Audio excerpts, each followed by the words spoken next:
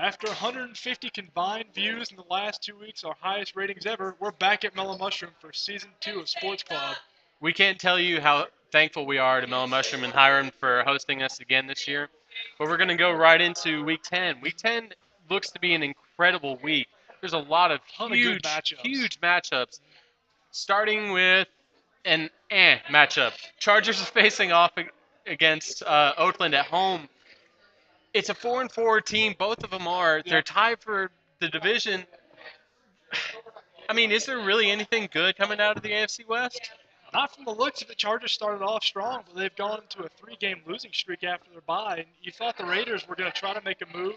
You didn't really know how the Carson Palmer thing was going to play out. You thought it might play out well. He's had 6 interceptions in his first 2 starts with the Raiders.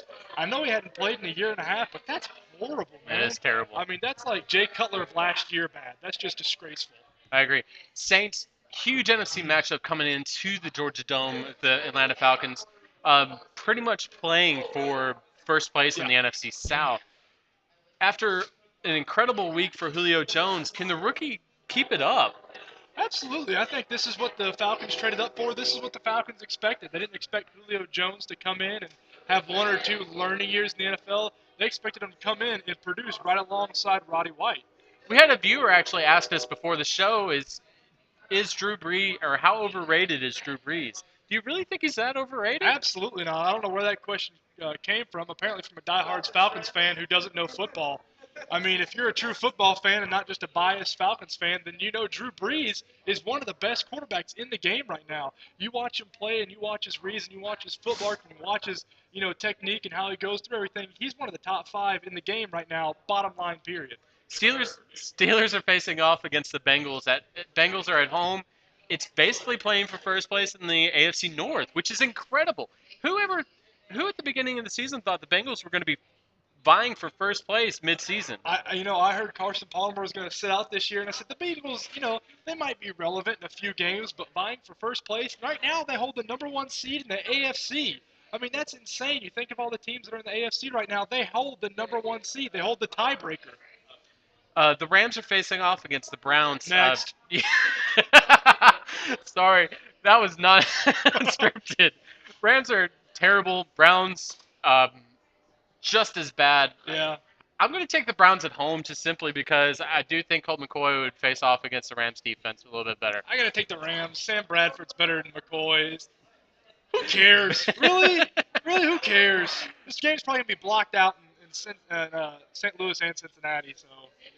In a big game in Dallas, Dallas is facing off with the Bills. Yeah. Bills are kind of struggling right now. They're an iffy team. They're kind of like the Chargers. They started out strong and they just kind of went away. The Cowboys are actually playing some pretty decent football. They're not terrible right now, but they're not. It's that hit or miss. It's that hit or miss football that the Cowboys have been playing for like the past 3 years. They can come out and look like a Super Bowl contender 1 week, and then come out and put like they did against the Eagles 2 weekends ago. It just looked horrible. Cowboys are 3-1 at home. I think that helps them. But the Bills right now are an underdog, and they're 3-0 right now against the spread as an underdog. Cowboys are favored by 6 right now in Dallas. I'm going to take Dallas for the game. Colts are favored right now Jacksonville is favored against the Colts at home. Jacksonville is another terrible team. So is the Colts. Colts are worse. The Colts are just terrible right now, and especially it was showed last week against the Falcons. The past couple of weeks, I mean, Curtis Painter is really not the answer at quarterback, but not. I mean, that's all they have. The sad thing is it looks like the Colts, it looks like the effort's there. It looks like they're playing hard. The sad thing is the talent is not even close. I mean, you look at the Colts roster and you watch them game by game, the effort's there. It's not a lack of trying, 10 weeks into the football season, they haven't given up yet. The talent's just not there, and the fluidity's not there. When you lose your field general for came out in 99.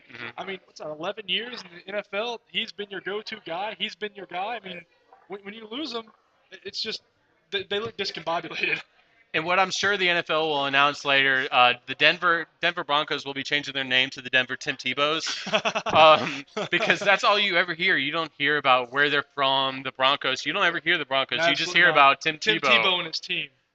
Tim Tebow is facing off against the Kansas City Chiefs. Chiefs had a terrible loss last week, Yeah. in my opinion. Yep. The Broncos should actually go into Kansas City and win this game, in my opinion, because Tim Tebow had an incredible game. Yeah, he had a decent game. I mean, it's what you expect out of a B-level quarterback.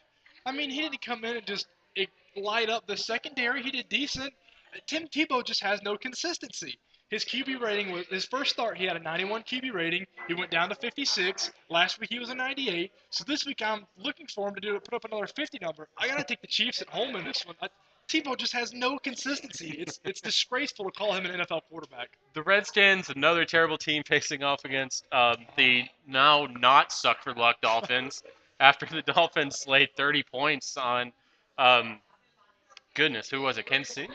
Yeah. Kansas City last week. So, I mean, you have to think Skins have a terrible team. I think the Dolphins might actually pick up win two I this gotta week. go with Dolphins. Matt Moore looked decent. He had 3 touchdowns, and I think that was the most touchdowns a Dolphins quarterback thrown in like 3 years in one game. It's pretty sad to say that because it seems like Aaron Rodgers every time he come out, you're kind of surprised when he doesn't throw 3 touchdowns. Yeah, Washington, Rex Grossman's not the answer at quarterback. John Beck's not the answer at quarterback. I don't know who is. Maybe Caleb Haney if they can trade for him somehow. But yeah, I'm gonna have to take Dolphins at home in this one, just sheerly because they're at home. Arizona is facing off in Philly Mm-hmm. against the Eagles after the Eagles had another terrible loss on Monday Night Football. Yep. They had It's the fourth time this season that they've actually had a lead in the fourth quarter and lost the Yeah. game. Yep. Cardinals are actually just as bad as all the rest of the teams we've been talking about, and the Eagles are at home. I'm going to take the Eagles. Yeah, I gotta take the Eagles too. The Cardinals kind of has not lived up to what we thought he was gonna be. He hasn't had a game this And year. he where may he's not been even over- be in the game this week. Yeah, they said right now the preliminary thing is he's not gonna play. We'll see what that changes progressing the week, but they said he's not gonna have a homecoming. Eagles once again, they're kind of like the Cowboys. They're very hit or miss. They can come out and play like an NFC championship contender, or they can come out, play like the Rams. So And if you're a Buccaneers fan, you have to look at this game this week as a must has to win. win. Yeah, Because must if win. you want to stay in the NFC picture, you Yeah. have to win this game. It's going up against a Texas team that has been really good. Matt Schaub has been solid. He's not been great, but he's been solid. Will Andre Johnson actually be in this game? That's the question. That's the $1 million question right there. Bucks are at home. They played pretty well at home, but Texans right now are 5-1 against the spread as the favorite. Freeman has to tighten his belt up. He's almost already doubled his interceptions from last year halfway through the season. He has to bring that down. They got to take the workload off of Blount. I mean, that's the bottom line. Freeman has to take a little of this workload. They're 3-2 with Blount and 1-3 without him. Freeman has to be more consistent with the football for them to put up a win against the Houston Texans. I'm going to take the Texans I got to take the Texans away as well. Titans are facing off against the Panthers. Panthers coming off of a bye. You have to think that Cam Newton might actually get some rest. He didn't get hit last week, we're assuming. So you have to think that's a good thing for Cam Newton. Yeah, especially the way he plays quarterback. And it gives him another week to really game plan with his offense, to really start learning the offense. It does take a little bit for an NFL quarterback to learn the offense. You have to think Cam Newton has finally started getting to that point. He's had an incredible year. 2,300 passing yards, 11 touchdowns through the air, not including the ones that are on rushing. I'm going to take the Panthers at home. They're favored by 4 right now against the Titans. Too. Right now, I'm halfway to eating my words about Cam Newton because he's looked extremely well. Carolina's 4-1 at home against the spread. Carolina's 0 is in the top 10 in every category. The only thing is, Chris Johnson has struggled this whole year, and Panthers' rush defense is awful. Could this be the weekend that Chris Johnson breaks out? I don't think it's going to happen. I think the Panthers take it, but it's an interesting little thing to throw in there. Hopefully the Ravens will actually beat the Seahawks this week so they can get a little bit more comfortable coming out of the AFC North. I'm going to take the Ravens. I think it's going to be an easy breezy game for them. Yeah, I think I'm going to take the Ravens as well. They said at the beginning of the season the Ravens and Jets defenses looked old. Well, the Ravens rush defense is 3rd in the league, and the Ravens pass defense is 5th in the league. They've beat the Steelers twice this year, and a lot of people are predicting the Steelers to go to the Super Bowl, even though with those 2 losses. The Ravens, I got to take the Ravens. Lions in a huge, huge NFC North matchup because you have to think if whoever wins this game is really going to be vaulted into second place in the NFC North, which could get them ahead in the NFC picture later on down the line. I'm going to have to take the Lions away because I really think that Matt Stafford's going to come out and take care of business. The Bears defense looked really good They look last night, solid. They look very good. but I mean, I'm thinking the Lions are going to win this one. I'm going to have to go against you on this. I'm going to take the Bears at home. I mean, the Bears came off with a huge underdog win. They were almost 9-point underdogs against the Eagles in Philadelphia last night. I think Jay Cutler has really blossomed as a very good NFL quarterback this year. As much crap as I gave him last year about not doing good, he's a very good game manager this year. And I'm going to have to take the Bears at home this year. Lions are 3-0 against the spread away, but I'm going to have to take the blitzing Bears defense against the Lions offensive line. The Giants and another big. I mean, I know that we keep saying big matchups, but this There's a week has ton been of big incredible. matchups. Yeah. The Giants are facing off against the 49ers. The 49ers are the number one seed right now. If the playoffs started, they would be the number one seed in the NFC. They're 7-1. They've been incredible. They still have yet to allow a rushing touchdown. Alex Smith, as much crap as you've given him all season, he hasn't really done anything to really tear the team down. He's playing right now a lot like Eli Manning did in his Super Bowl win. He doesn't really do anything spectacular. He manages the game well. He doesn't make big mistakes. I think the 49ers right now are perfect against the spread this year. They haven't lost one game against the spread. Eli Manning, so far this year, has looked like an elite quarterback. This year, he's looked like an elite quarterback. I think the key for the Giants is having a big game with Eli Manning against the 22nd ranked pass defense in the NFL. I mean, this could be a huge, huge game for Eli Manning. It's really going to rest all on his shoulders. San Francisco is actually favored by 3 in the game. I'm going to take San Francisco at home because I really think that they've got it. I got to take Giants away. Going into Foxborough last weekend, that really shows the grit of that team. The Patriots on Sunday night are facing off against the Jets. The Jets, another big win this week. Patriots had a loss. You have to think the Jets are at home. They're 4-0 at home this year, which is actually impressive for the Jets.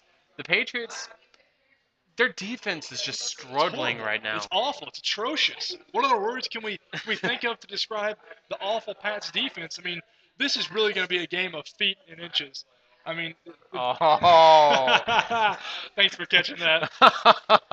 The Pats have only had one back-to-back-to-back losing streak once in the Brady-Belichick era. They've only lost 3 games in a row. The Jets are going to have to keep up with an offense that's averaging over 150 points or 150 yards per game, more than them. I'm gonna have to go with the Pats away on this one. I'm gonna take the Pats as well. I don't like Sanchez in cold weather. I just don't like it. It's just the hunch I have. Finally, the Monday night game. Green Bay is facing off against the 2-6 Minnesota Vikings. You have to think this should be ugly. It's going to be a terrible game. I mean, Green Bay is favored by 14 right now. So you have to think Aaron Rodgers is going to have his day with the Minnesota secondary. Yep. However, I really think Green Bay's rushing defense hasn't been shut down like they were last year. Yeah. Adrian Peterson might actually have a decent day. Yeah, I'd look to go for at least 100 yards. I mean, in a touchdown. That's about a quarter of what Aaron Rodgers is going to have against that Vikings secondary. Look for Rodgers to put up over 400 yards and probably 3 to 4 touchdowns. This isn't close. I'm going to take Packers with the points. They're going to win by more than 14.